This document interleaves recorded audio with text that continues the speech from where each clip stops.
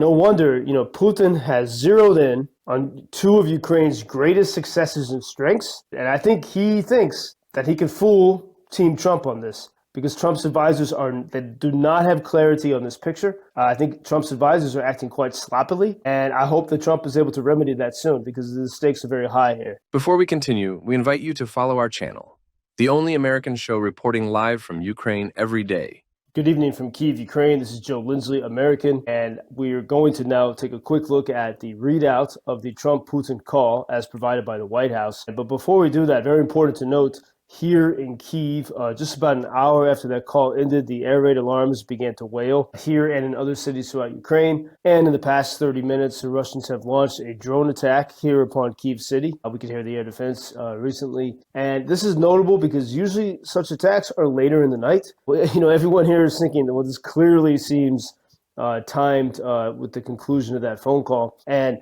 we will go through line by line quickly and look at the readout of the call. But a couple things to note. Firstly, it seems Putin is not giving an inch at all, and that he's actually, the areas where he's trying to get a compromise are, of course, areas where Ukraine has been the strongest. And as I in the past hour, I've spoken with some brilliant American experts in particular, a few Ukrainians, but especially American experts who keenly pay close attention to this, and my own sort of opinion based on what I know from people in the White House, what their personalities are, and from my readout of this call, and from my experience here in Ukraine. I've reported here every single day since 2022 on Chicago WGN radio from 2022 to 2024.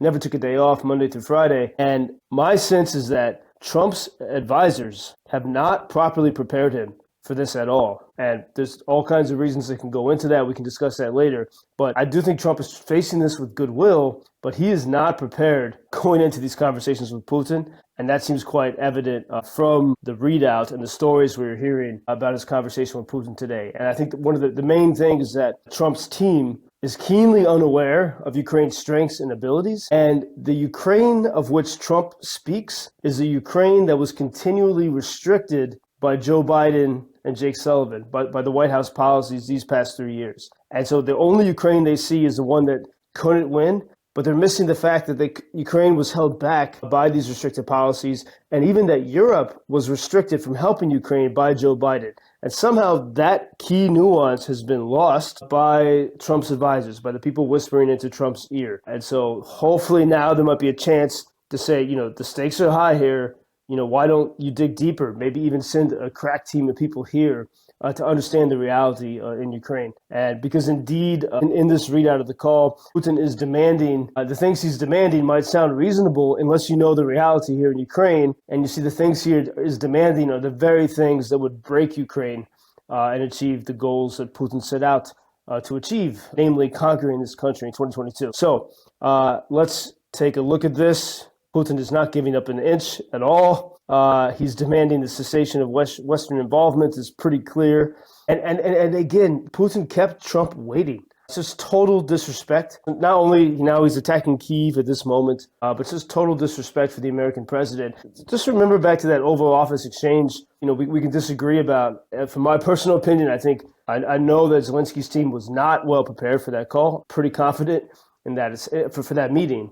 I'm pretty confident in that assessment. But Zelensky at least spoke with Trump man to man, as you would talk to a friend. Even when you have a serious disagreement, you still can look each other in the eye and talk man to man. And Putin will not do that. And not only that, but he's keeping Trump waiting. So beyond those optics, let's get to the meat of this. We're going to look at this, the readout of the call today between President Trump of the United States and President Putin of the Kremlin and of Russia. Today, President Trump and Putin spoke about the need for peace and ceasefire in the Ukraine war.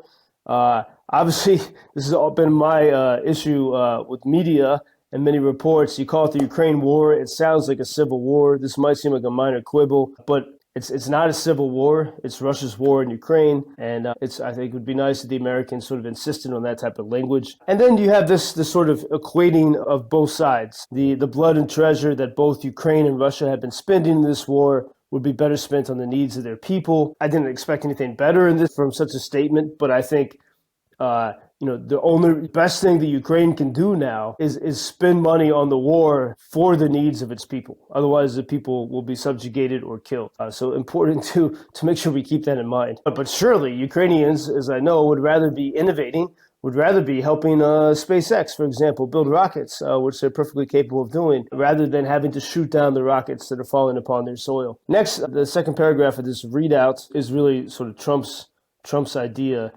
This conflict should never have started. It should have been ended long ago with sincere and good faith peace efforts. Of course, Trump has maintained that this never would have happened under his watch. It didn't start under his watch, which is fair to say.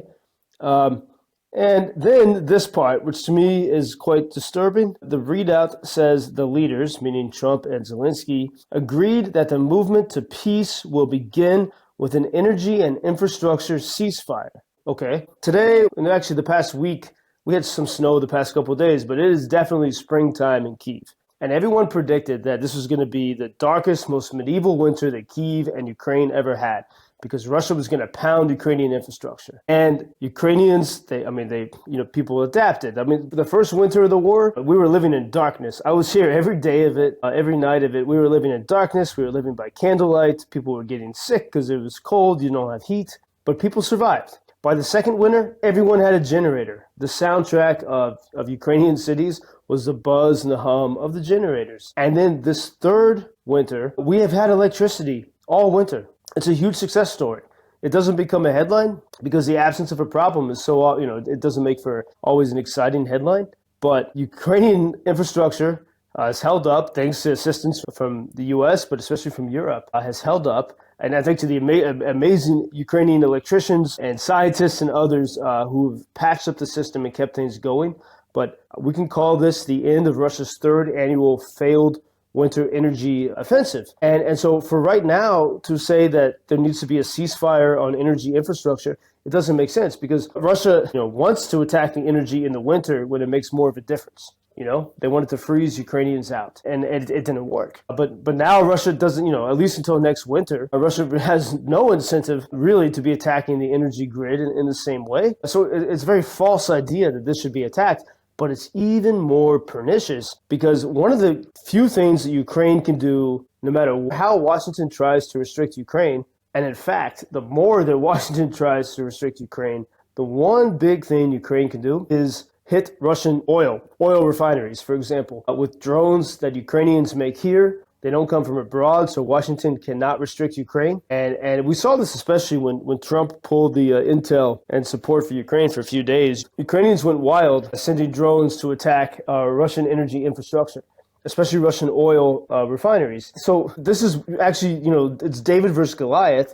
And this is David's great ability, using their ingenuity and their slingshot of these drones to hit Russia's energy infrastructure. And it's it is Russian oil that has continued to fuel the Russian war machine. Joe Biden refused to touch it. The Biden administration gave sanctions waivers to 10 Russian banks solely because they helped facilitate Russian oil transactions. The nation of India has purchased lots of Russian oil. They refine it and they send it to Europe. So European nations, a lot of them are spending, if you look at raw euros, they're spending more money on Russian oil than they've given in valuation of equipment to Ukraine. And so oil is the lifeblood of the Russian war machine. And it is one of the areas where Ukraine really has the ability to punch back in a way that sort of outperforms, based on, Ukraine's size and the size of its army. So no wonder Putin wants to put a stop to it, because that's a great weakness. And that can actually, hasten the collapse of Putin's federation. So this is very disturbing to see this, and that the White House would even put this into an idea, because this is one of the trump cards that Ukraine has. And then the second point, the second major concession, is Ukraine's other trump card. And not only that, it's Ukraine's one of the top, I'd say, 3 greatest success stories from these past 3 years on the Ukrainian side. The second point that Trump and Putin allegedly agreed to in this phone call today is to push for a maritime ceasefire in the Black Sea. Now, if you look at almost the past 6-7 months in the Black Sea, Russian ships are not operating freely in the Black Sea. So there's not active battle happening now because that battle is over. Because Ukrainians use innovative sea drones to destroy a third of Russia's Black Sea Fleet. They hit the headquarters of the fleet in occupied Crimea in Sevastopol. And they forced, really going back to 2023, Ukraine forced Russia's Black Sea Fleet to flee to mainland Russia, to a port on the coast of mainland Russia, away from Crimea, away from Ukraine. You know, Ukraine used to get attacked fairly often from the Black Sea. It's extremely rare now. And Ukrainians are now exporting, with many international partners, more grain to the Black Sea now than they did when they had a so-called negotiated deal with the United Nations in 2022. A very important thing to underscore, because I know that the White House does not respect the UN at all, but now they're behaving just like the United Nations, because it was the UN and Turkey in 2022 brokered a deal whereby Russia graciously would allow Ukraine to export a certain amount of grain without getting attacked through the Black Sea. But in return for that, Ukrainians could not fight back. And so Russians had total control of the Black Sea. Then that deal fell apart in July of 2023. And when that deal fell apart, all of a sudden Ukraine was unshackled and unleashed to go after the Russian Navy in the Black Sea. And they did it a little bit with the British and French Storm Shadow missiles, but mainly with their own homemade innovation, with their sea drones. And within a few months, the Black Sea was becoming untenable for the Russian Navy. This is a huge success. And so giving this up is actually erasing territory, you could say, that's been gained and successes that have been gained by Ukraine. It doesn't make any sense. This confirms what I've suspected for a while. Again, knowing what I know of people in the White House, many of whom I've known for a while, and knowing the nature of media and how information is transferred, that even the advocates for Ukraine in the White House, including, for example, General Kellogg, I think probably Mike Waltz, National Security Advisor, they are unaware of Ukraine's Black Sea success story. I think if you press them on it, they might remember it somehow, but it's not top of mind. They only see the negatives, and no one is sharing with them the brief or the portfolio of Ukraine's strengths. This was one of the problems of the Zelensky meeting in the Oval Office, and one reason why, I mean, a lot of people got mad at me, but why I was critical of Ukraine's performance there. President Zelensky's top advisor, Yermak, gave President Trump a binder of Ukrainians who have been in Russian captivity, Ukrainian soldiers, Ukrainian POWs, and it's horrible. They're emaciated, they're treated so poorly. That's what Yermak, Zelensky's advisor, chose to give to Trump. That's not the right thing to give him, because it's not the winning story. And we see that people know, a little bit at least about the evil that Russia does, but they need to see the strengths of Ukraine. They need to see the possibility. They need to believe that this can work. And if you've never been here and you only read the headlines and you're sort of drowning in negative headlines and propaganda, you won't see the reality.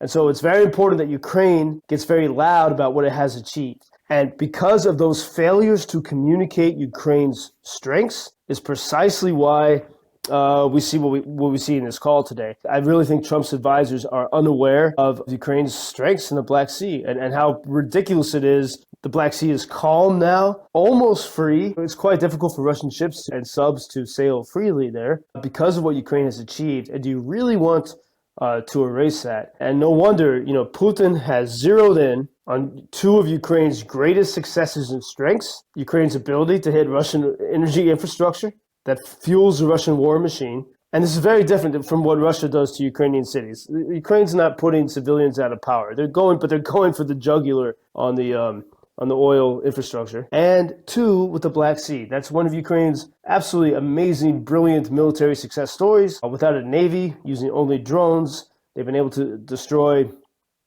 and break so much of Russia's Black Sea fleet. And no wonder Putin is pushing on it. And I think he thinks that he can fool Team Trump on this, because Trump's advisors do not have clarity on this picture. I think Trump's advisors are acting quite sloppily, and I hope that Trump is able to remedy that soon, because the stakes are very high here. I know Trump's perfectly capable of firing people. Maybe it's coming time for the first round of that. And by the way, I'll say, as I looked at that Oval Office meeting with Zelensky, we all have to remember, and as we think about this call with Putin today, we are all living in the most consequential season ever of The Apprentice, which is Trump's show that made him super famous. When he had the famous tagline, "You're fired," he would have candidates to work for his company. He would have his executives be the bad cops and the good cops and ask questions. That's exactly what we're seeing unfolding. And the candidates now, the primary candidates are Ukraine and Russia, well, Ukraine and Putin. Ukraine is much more than just Zelensky; it's the people, and to some extent the Europeans. But I think if we realize that we're all kind of in this season of The Apprentice, we'll have a better sense of how to make the case and how to understand what's unfolding. Unfortunately, from my reporting and conversations here in Kyiv, even at a high level, people in the government here in Kyiv were unaware of even the existence of The Apprentice as a show. They were not prepared. Unfortunately, it seems that Putin was really prepared for this readout, and that Trump's people are not prepared. And then the last thing, which is quite astounding, the readout says the two leaders agreed that they look toward a future with an improved bilateral relationship between the United States and Russia. They say this has a huge upside, and this includes enormous economic deals and geopolitical stability when peace has been achieved. Maybe we need better CIA people in Russia. But I mean, by so many indications, Russia is collapsing as a society. It's not a healthy society. Whereas in Ukraine, okay, a lot of people left, but you have a lot of lots of innovators here, people who've returned to the country. You go to any military tech conference here, and you see brilliant innovation. This is even in the city of Kharkiv, 30 miles from Russia, frequently bombed. It's got incredible entrepreneurial spirit. So here, Ukraine has the most battle-experienced army in the free world. Incredible innovation, and all that is still being ignored by Team Trump. And they somehow have some idea that working with this sort of barbaric economy from Russia, that it could lead to a lot of success for the free world. That's my biggest takeaway, is that I don't think Team Trump actually has a proper grasp of the facts and the reality here in Ukraine, and that's why they don't see possibility. For the sake of the world, for the sake of their own legacy, I hope they forthwith send a team here. I'm happy to show them around. A team of people to understand the reality and how much capacity Ukraine has and the West really has in this fight and why it matters. So anyway, thank you so much. This is Joe Lindsley talking to you from Kyiv. You can follow our work at howaboutfreedom.com. Follow me at JP Lindsley on X, Instagram, YouTube, and LinkedIn. Дуже дякую from Kyiv. Thank you. Thank you for introducing Ukraine on your social media pages. That's very important that much more people can get more information about the situation here and how everybody can help Ukraine to stay stronger and to save all the world. Що сказав? Well, which side are you on? На чиїй ти стороні? Come on now. Oh, which side are you on? На чиїй ти стороні?